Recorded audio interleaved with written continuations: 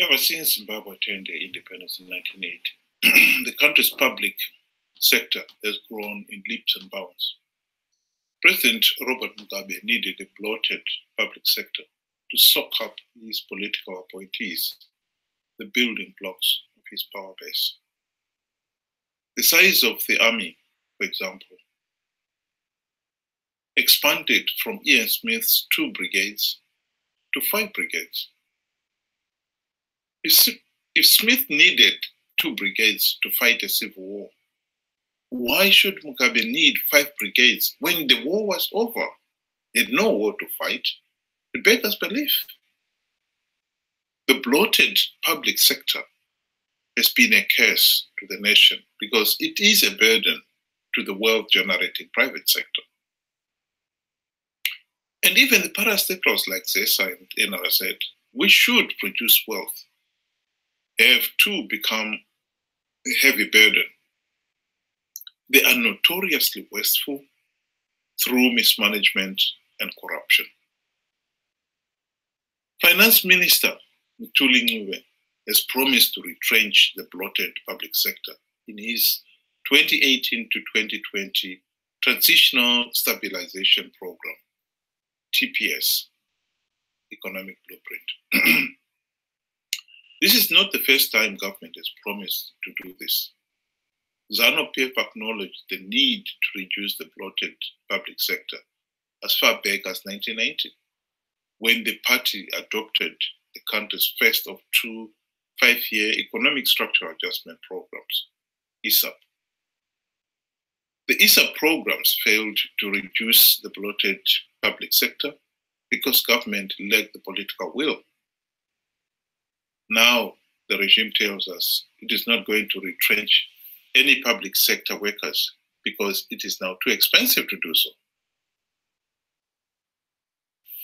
An employee of 20 years earning $1,500 per month as an average service under the statutory redundancy package of 2 times monthly salary for every year served will need 60,000 as package, 30,000 as 1/3 commutation of the pension, and 10,000 for other benefits, explained Permanent Secretary in the Ministry of Finance, George Guamatanga.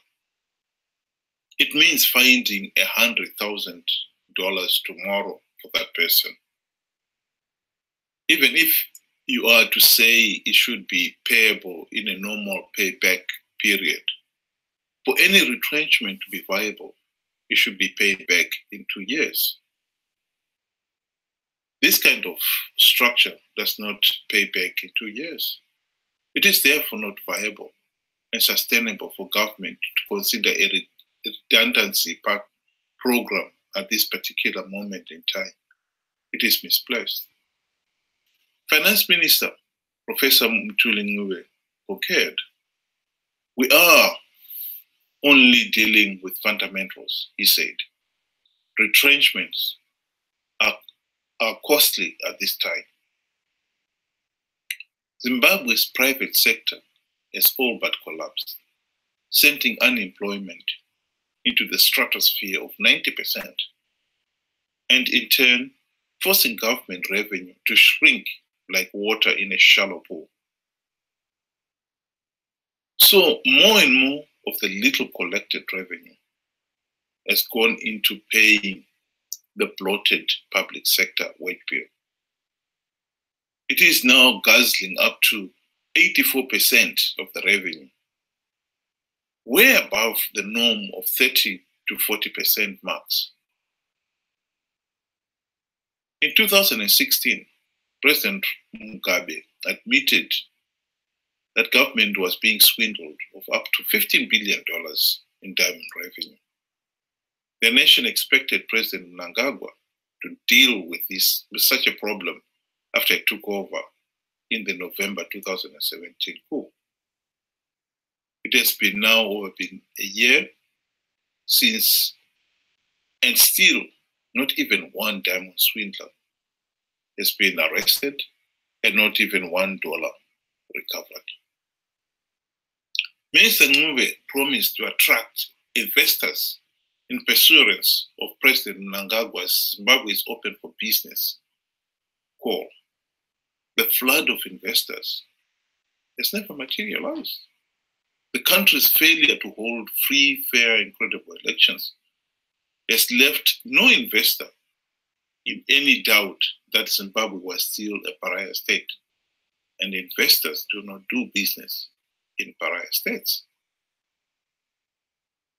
Minister Ncube is set to visit the IMF and the World Bank next month to ask them to renew their budgetary support of Zimbabwe. He has promised to pay the $2 billion Zimbabwe owns in outstanding debt service charges in the next 2 years. And no doubt you would have made a very good impression if you went there with a fat check, first down payment on the bill, with money saved from the retrenched workers and all recovered from the diamond swindlers. Instead, he's going to IMF and the World Bank official to tell them that his TSP plan is dead in the water, complete with the usual string of feeble excuses. We are only dealing with fundamentals. Retrenchments are costly at this time. He will no doubt repeat. He will crown his presentation with a request for funding. The IMF and the World Bank will tell him to come back when the fundamentals are right, when Zimbabwe is ready to grasp the nettle, retrench the bloated public sector, hold free, fair, and credible elections, arrest swindlers, etc., etc. Until that happens, Zimbabwe will not get any dollar from the IMF and the World Bank over and above the billions of dollars the country got in the 1980s and 90s. Zimbabwe's bloated public sector is a burden to the nation, and it can be resolved, but in the context of a meaningful economic recovery, when all the other problems of corruption, democratic accountability, etc., etc., are dealt with holistically and honestly. It is impossible to have all these ducks lined up without first making sure that all the leaders are accountable to the people. That is why we must have free, fair, and credible elections.